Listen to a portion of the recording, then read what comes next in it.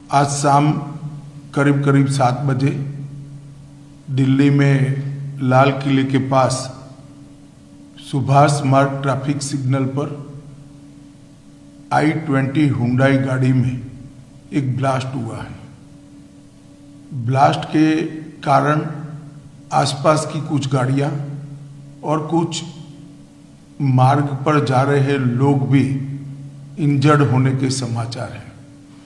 प्राथमिक सूचना जो मिली है उसमें कुछ लोग हताहत भी हुए हैं।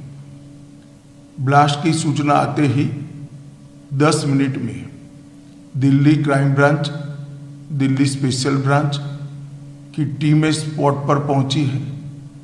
एनएसजी और एनआईए की टीम एफएसएल के साथ अभी गहन जांच करने का शुरू किया है। आसपास के स्थान के सभी सीसीटीवी कैमरा और बाकी सब चीज़ों की जांच के आदेश दे दिए गए हैं। मेरी सीपी दिल्ली से भी बात हुई है, स्पेशल ब्रांच के इंचार्ज से भी बात हुई है। सीपी दिल्ली और स्पेशल ब्रांच के इंचार्ज स्पॉट पर मौजूद हैं।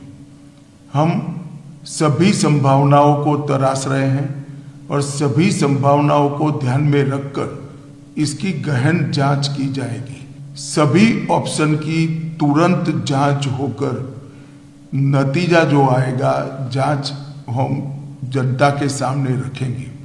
मैं कुछ ही देर में स्पॉट पर भी जा रहा हूं और अस्पताल में भी मैं तुरंत